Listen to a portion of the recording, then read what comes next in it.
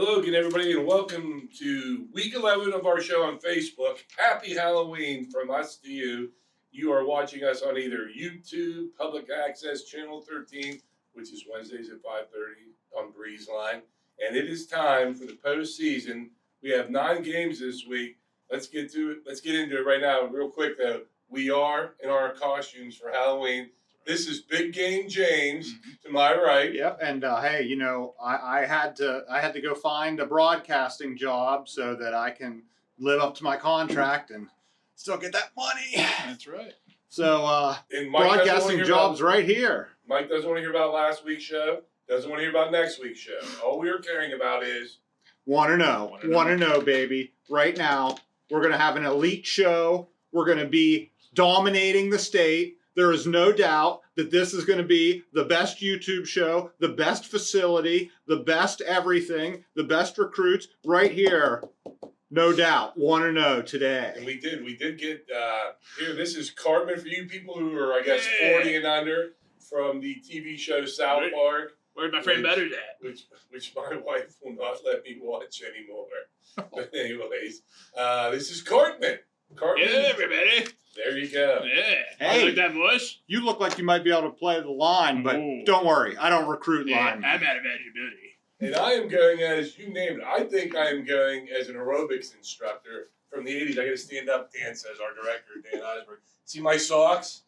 Courtesy of Nick Loveridge from Belvedere. Nick Loveridge, you inspired this outfit. My wife thinks I look like a chunky Richard Simmons, but Richard Simmons had hair, and he's dead. And I'm alive. But I think I look like an 80s aerobic instructor, or I could be a gym teacher. Because all gym teachers in the 80s always tucked their shirts in. My shirt, and I know what, I didn't even have to buy these clothes, folks. I own these yellow shorts. I own this blue shirt and everything, and the socks, they're very comfortable. And I thought, I did have to buy this. I bought this on Amazon for $7. But anyway, it's probably the only time I'm going to wear it. But anyways, that's what and I'm also a bad Halloween outfit to wear to a Tyrone Halloween party. You would not want to wear this to a Tyrone Halloween party. Although Bellwood really helped out Tyrone last week by beating Forest Hills. Tyrone moved up in the standings. Maybe everyone's getting along. But if I walked into like the Hookies and there's a big tower and I walk in like this, you think the whole place would get crickets. Probably, yeah. Anyways, let's get right to our district playoffs here. Friday night, District 6, 8, 9, 10 playoffs. Class 5A semifinals. Taylor Alderdice, which is the 4 seed, at Holliesburg, which is the number 1 seed. Taylor Alderdice, I mean, they already played. Holliesburg already played them. They did have this game. My good friend Homer Delatre, we talked, and this is a little bit of a concern because it was a long time ago. It was week 2 of the season. But Taylor Alderdice actually played them the second closest of anybody the whole year other than Fort Hill. And Taylor Alderdice was actually leading this game 16-14 in the 4th quarter before Hollidaysburg scored 2 late touchdowns. So, yeah, I know our teams, Altoona and Hollidaysburg, have kind of beat around Taylor Alderdice the last couple of years. But this is a team that has Hollidaysburg attention because they were on the verge of losing that game in the 4th quarter before they took control. So this is not your average opening game here. This is a game that they'll have to be ready for because that 10-0 season can go away very quickly in a playoff game. And Andy, I was told too that there was a chance that Taylor Alderdice didn't enter, that Holliesburg would have had to take a first-round bye. Just as somebody who played, tell everybody how that's a bad thing. I would have wanted to play for sure. And sometimes you just can't help that. That happens every once in a while. I would most definitely want to play, no matter who it is. And this game was a good one. I covered this game in the regular season, and Homer even said after the game that's a much different Alderdice team than we're used to seeing in past years. So, and I can talk for experience. It is very difficult to coach a team the week after a bye. I could never win. How do you, if you're Homer, how do you keep them from sitting there going, like you get teams who think they're going to win, like for instance, in a pro game, like a 1-6 Dolphins team played a 3-3 Falcons team. The 3-3 team should win. Wow. So Hollidaysburg should win this game. Is that Homer's biggest thing he has to do other than game plan? to I convince would his say kids so, yeah. that this is going to be a tough game. Convince them that, and remind them that it was a 16-14 game and you were losing going into the fourth quarter for sure, I would say. Okay. I'm sorry, Vincent Franco, by the way. Class 3A semifinals. Forest Hills at Penn Cambria. This is a game that was already played this year once, and Penn Cambria lost this game, Big James. How do you get Forest Hills to not be too cocky? Because I believe they already beat Penn Cambria. What? Oh, I just zoned out. Sometimes I do that. Penn Cambria versus Forest Hills. Yeah, this was a good game last time. In fact, Forest Hills outscored them 20-6 down the stretch and came back and handed Penn Cambria their only loss until they had just lost to Clearfield last week in overtime. But the one thing I'll say in a concern about Forest Hills is, as the season has come to close, they've been struggling a little bit. Really gave up, I think that they gave up 73 points to McCourt Carroll, Yes. and then gave up a ton of points to Bellwood last week. And that's a little concerning because it's almost a trend, kind of like me losing big games, that they did not do. They did this last year. Tyrone ended up shutting them out in the playoffs. As Forest Hills. And they had been playing great up until that point. So I hope that Forest Hills is able to right the ship and make this a good game. But Penn Cambria is going to be fired up after losing that game to Clearfield. You know, all year they've wanted to repeat as district champions to prove that they have enough back to, make the champion, to win their second championship in school history. These kids have something to prove, and I think that they'll show that on Friday. And don't you think that Jason Grassi, too, he wants to put his stamp on? I mean, he used to be a coach up there. Then he was away, and it was Felix came by. Then after Felix, it's Jason again. So how important do you think? I don't think he'd ever say that, but don't you think he's telling his close friends and Jason, we love you and everything, but we're just trying to get inside your head here. He's got to want to win another district champion. Oh, I would think so. Yeah, absolutely. But I heard Nick Saban say a couple weeks ago, I believe he might have said this to James Franklin as well. I believe he might have said, we needed to lose at some point in the regular season because now the team needs to know that they're not unbeatable for sure. And I believe Penn Cambria probably feels that way. I mean, you never want to lose a game, but they might need to lose it. Yeah, they didn't get upset or anything. Yeah, I was gonna say it might help them here this week and beyond. Maybe it's hard to say. And then Big James has another game here for us, which put it together because there were two semifinalists here, the four semifinalists. Tyrone, the third seed, who a couple weeks ago lost two games in a row. We didn't even know if they were going to be in the top four, let alone three. They're going to Huntingdon, which is the number 2 seed. How has Huntingdon looked these last couple weeks going into this game? Well, I will say to Andy's point, my team's never had to worry about being undefeated. That's right. But as far as this Huntingdon team, they have they've kept it together, but they did lose to Richland last week, and they lost to Tyrone a couple weeks ago. They got off to a really bad start, and Tyrone kind of jumped all over them. And they're struggling to the finish, but this game was at Tyrone earlier in the season, and now it's at Huntingdon. And I will tell you this, the Huntingdon people are very fired up about this game. The Tyrone-Huntingdon used to be a really great rivalry in the 1980s, and Tyrone has kind of dominated this, except for a small stretch from, I think, like 2017, 18, and 19, Huntingdon won. But other than that, it's been all Tyrone over the past 25 years or so. So it's a game that Huntingdon is fired up for. And Tyrone has to figure out, I mean, what is that? They sometimes go with Eli Woomer at quarterback, sometimes go with Ben Walk. If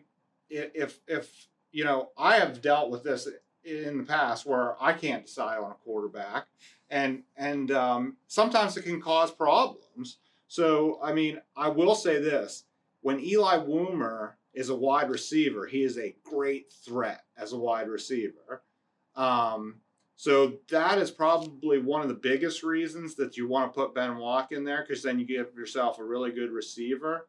But Eli's been the quarterback for most of the season, so we'll have to see what happens. Huntingdon, on the other hand, they've been able to stop the run all year except for against Tyrone. Caleb Whitby ran for a ton of yards in this game last time, so we'll see what happens. And also, I think I heard in the radio listening to the Tyrone Huntingdon game last week, I thought Whitby got hurt in that game, and I'm not sure, how if that's. I've received no insider information because we know now with what happened in the real world, inside information that could be used to make prop bets is a bad thing. Not that we bet here on high school football. No betting on not on high school. How about Tyrone? It's going to be hard to beat a team twice in 1 year because I remember years ago, Central beat Tyrone during the season, and then Tyrone came back, played them in the playoffs, and then beat them. And now that's what my brother has to deal with. He's got to make sure his kids don't think, we already beat them. It is the old adage that while they say it in the NFL that it's hard to beat teams 3 times, but you could say the same thing about twice, and sometimes in college and sometimes in high school as well. So it's definitely not easy. This could be interesting for sure. Okay, big game. James also has a Class 2A quarterfinals. The first one we're going to talk about is Marion Center 5, number 5 seed at Cambria Heights, number 4 seed. Don't they have almost like the same record, or do they have the same? They have the exact same record because they shared the Heritage Conference Championship with River Valley. And as we just talked about the Tyrone Huntingdon game, these teams played each other, and Cambria Heights' only loss is to Marion Center, but that was at Marion Center. This time, Marion Center's going to Cambria Heights. So you're talking about Cambria Heights too, that has won the last 2 District 6 championships. They won 2A last year, and they won 1A the year before. So this is the defending champion here, and this is going to be a good game, but I'll tell you what, Camden Rising is the star quarterback for Marion Center, and he has thrown for over 2,000 yards this year. He is, Jared Lewis described him as like a fullback playing quarterback and able to run the ball. And it's just a tough matchup. Cambria Heights was leading this game late, and Marion Center came back and won. So it'll be interesting to see what can happen when they play in Patton this time, and these kids are obviously fired up and trying to avenge that loss. Where was Cambria Heights during the season? Was this game at? It was at Marion Center. Yeah, and they won at Marion Center. They lost. Cambria Heights lost to Marion Center. Okay, so then who's Marion Center's Marion Center's loss is to River Valley. See, that's just an unbelievable field here. The other game on this side, and I asked Andy because Andy knows a little bit because he covered Bellwood. Mm-hmm. Bellwood is the 6th seed at River Valley, the 3rd seed. I'll go over to you before I go back to big game, James. Bellwood had to fight like crazy these last couple weeks to just even make these playoffs because at one point when they were like 4-4, we talked they were like the best 4-4 team in the state of Pennsylvania because I could not believe they were 4-4 because I thought they'd have more wins. But is that Nick's greatest challenge right now is to to keep that level because now that they qualified, they got in, but there's really no chance for them to like catch their breath. They got to keep, and they're gonna have to be on the road, right? Probably for and well, I think back to like the time when I covered Bellwood every game a few years ago, where they kind of joined the Laurel Highlands Conference to get ready for the games like this that they're about to be playing in this week. Oftentimes they would host a home game. They would be a number 2 seed or so, and they might win that game, but then they're gonna probably play a close game there in the first round, and then they would always lose in the second round or so in the semis. And the reason is they weren't exactly prepared to play those type of teams, and they're prepared now, and the Laurel Highlands Conference. In a lot of ways, that was like a playoff schedule. So I'm not going to say they will, but if I could see one upset, like this one would be one that I would maybe pick for sure. How good is River Valley? Because we know the Ed Dalton factor. Well, these teams actually played at River Valley in the first round last year, and Bellwood won 43-14. But this is a completely different River Valley team because they're running Ed Dalton's offense. Nick Loveridge said that they don't see many teams that run that kind of offense. He said maybe when they played Westmont or back when Bellwood used to play against Juniata Valley in the Wing T, that would be the closest thing. But I just hope that Bellwood doesn't come to me for advice on how to win those big games. And just a side note for me to say, since we have this avenue, the first year Bellwood was in the Laurel Highlands, they struggled. And I was told that there were people down in Bellwood that were not happy. But you know what? You had to give him time. You had to give him time. It was and really staff unfair. to adjust. You know, and I'm even though who my brother is, I'm a big Nick Loveridge fan, just from meeting him through track and field and stuff like that. And I'm just happy that he was able to right this ship now, everything, because now, I mean, what they did to Forest Hills, I mean, that was impressive. Because Forest Hills wanted to win. It wasn't like we're getting ready for the playoffs. They wanted to win that game. But let's go to our 1A quarterfinals. Mike's got 3 for us. This game here, this is the I Feel Bad game. Purchase Line is the 8th seed. They're 3-7. They are at Bishop Guilfoyle. This is beyond David. Isn't this like UCLA playing Penn State, big game, James? I'll tell you what. BG needs to come into this game with a 1-0 mentality, because you never know. This is the postseason, and you have to treat this game. You can't be thinking, oh, well, we might go to the States or we might win districts. No, it's purchase line, purchase line, purchase line, purchase line, purchase line, purchase line, purchase line, purchase line, purchase line. Okay, big game. Okay, big game. Oh, sorry. Right, I just get carried away sometimes. But purchase line, I will say this. If this game gets out of hand and, they're lining up for a field goal late in the game, Justin Wheeler should probably call a timeout to ice the kicker. You have a little bit familiar with that when you were at the Clearfield paper. Yeah. Purchase Line, are they much of a football school? Do they have any kind of history at all? Yeah, they've had their years. Like, it might have been a while. Like when I was in high school, they were really good in 2000, 2007? Yeah, 2000. Yeah, okay, 2004. 2004 to 2008? 2004 to 7 or so, 8 or so. Yeah, they were really good back then. Victor Bartlebaugh leads them in rushing. He's their quarterback. Doesn't throw the ball a lot, but he's closing in on 1,000 yards. And Coach Wheeler said that that's somebody to look out for. As a coach, how do you convince Purchase Line? Because this is BG, and BG, who they are coming off that loss to Cord Carroll, that they're still BG and Purchase Line. That's got to be slingshot. Here, my name's David. Nice to meet you. Yeah. Oh, hi, I'm Goliath. Those speeches that you see in what's that movie? The Miracle on Ice. Miracle. Oh, yeah, Russell. Yeah, maybe Purchase Line can do something like that and everything, but it's no secret. And Purchase Line's in for a huge uphill battle.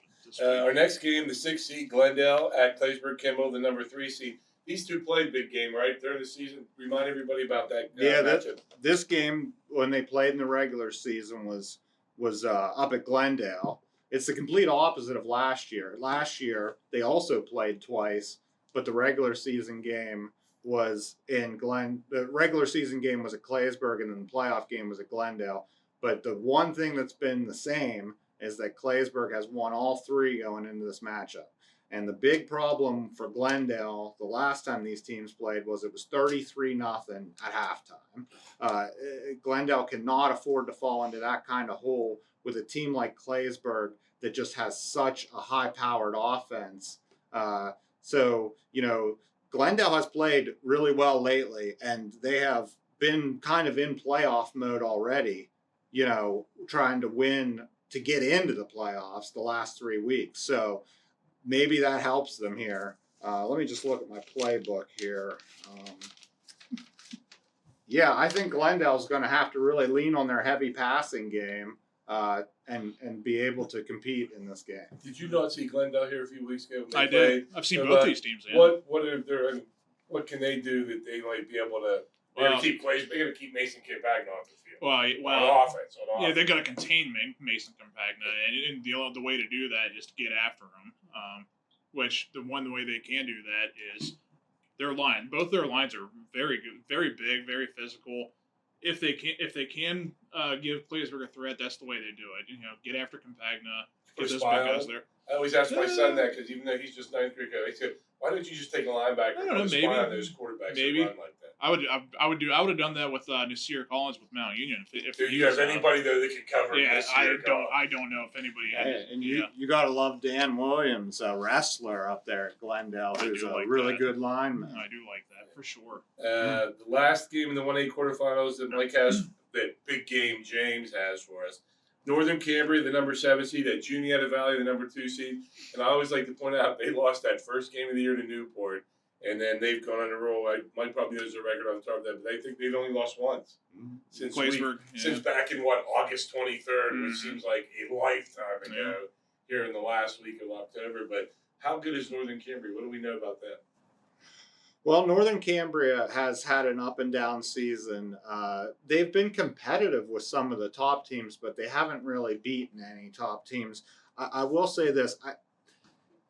I think that the ICC is better this year than it has been, but traditionally the Heritage Conference has been the stronger small school conference.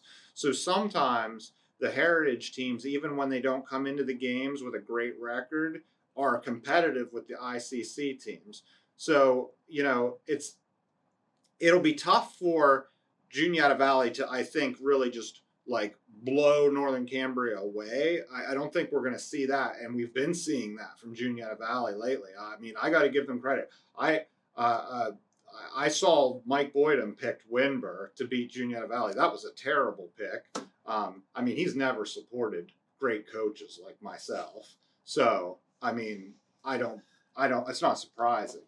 But Juniata Valley has done what a lot of people didn't think they could do, and that is throw the ball all over teams and run the ball all over teams. Andrew Clark had 5 touchdowns last week against Winber. Winber's good. That's very good. So, I mean, I think that this is obviously a big game because Juniata Valley, if they win this, they're having a District 6 1A semifinal at home with a chance to go to the district championship. And also, Winber was playing their last game at home for their coach, Matt Groho, who friend of the show, like the guy. They wanted to win that game, and Juniata Valley was like, sorry, the feel-good moment's not going to happen on our watch. But did you not see Juniata Valley at all this year? I didn't. You did not see this year? No. Because I thought it's Northern Cambria. You're thinking it's almost the same thing with Purchase Line. I mean, you're the 7th seed going on the road. Maybe do not that degree of Purchase Line, I guess. But yeah, I think they're in for an uphill battle as well, for sure. And our last game here we're going to look at before we get to the fun portion of our program. Northern Bedford, the number 4 seed, at Myersdale, the number 1 seed. District 5 playoffs class, 1A semifinals. Explain to everybody for out there who's thinking, well, Northern Bedford is what, 3 and 7? 2 and 8. 2 and 8. But we knew all along, correct, that they were going to this playoff regardless. There was 4 teams, and there's 4 1A District 5 teams, and they all have the right to enter the playoffs. Gary Black always said that was going to happen, and there's no reason not to enter the playoffs when you're playing Myersdale, a team that you lost 19-18 to. A couple weeks ago, right? And Northern Bedford was winning that game throughout the whole game until they lost a couple key fumbles in the fourth quarter that cost them the game. So they don't need to convince these kids to go down there that they can win this game.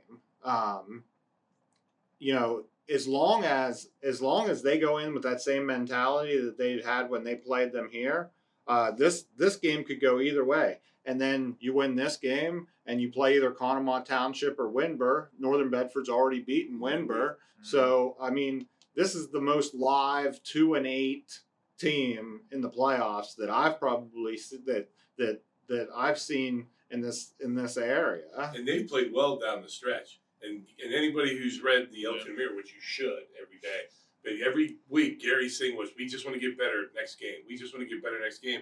And they have, because early on it was just like, I felt bad for them. And then at the end I was like, wow, I mean, they're almost there. They're getting closer. If you're the Myersdale coach, we always get inside the head of the local team. Yeah. Myersdale, you could be like, oh, God, we can't lose this game. I mean, we're the number 1 seed. We're the host team. We've already beaten them.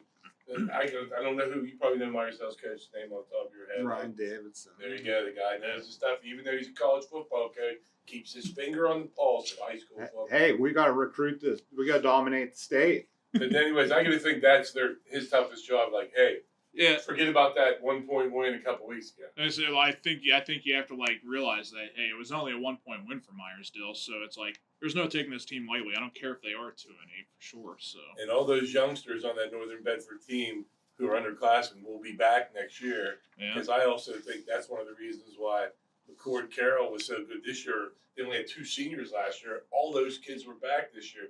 I think that's why they ran through that schedule here. Yeah, that happened with Northern Cambria a couple of years ago when they won District 6 championship. They had only like 2 seniors, and then they come back next year and win the championship. So. Short steps. Short steps are better than long steps. Well, we're going to start off with our fun portion. We're going to have Cartman's line of the week. I don't know if he's capable of doing Cartman's voice, but I don't think anybody would understand it. Dan would have to put subtitles across the bottom of the screen. I was going to do one line in Cartman's voice for everybody. All right, I'll do one line. I don't think I could have done the whole thing, but I'll do one line. Well, yeah, that too.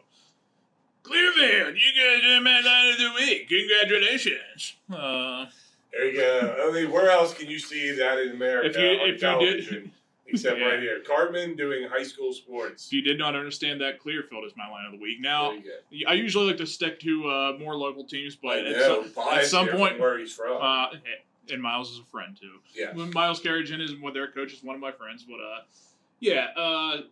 every once in a while, there's something that definitely catches your eye, and you're like, wow, Clearfield beat Penn Cambria last week. That's incredible. And 278 rushing yards, another good stat line. 34-28 win over Penn Cambria, overtime game. That's a very nice win for Clearfield. Their starting O-line is Matt Peace, Nick Flood, Ben Chimenti, Austin Fenton, Braden Wills, Timmy Taylor rotates in. Their tight ends are Connor Castaney and Ryan Ludwig. Good luck against it. How about that? They're playing, I didn't realize this. There's a District 8-9 sub-region. Yeah, they're playing They're playing University Prep / Sci-Tech / Obama Academy. Right, and the winner of that will play Punxsutawney. Right. Punxsutawney's pretty good this year. Yeah, they are. Yeah. Next up is our Big Game James stat of the week. That's right. And it's clearly, I mean, how much money does it cost to beat a bunch of average teams? $50 million. Oh, okay, well, let's do a real stat of the week.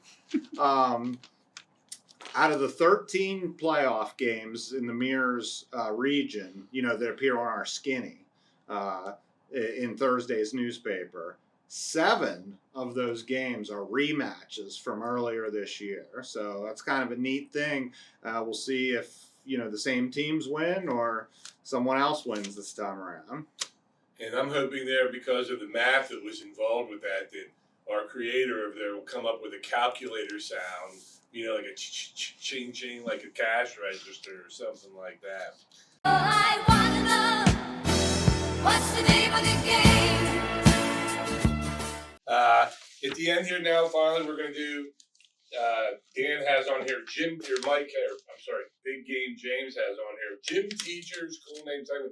Again, gym teacher, or I can stand up again, I can give props to my outfit again. Here's the shorts, and again, there's the socks that I'm so proud of.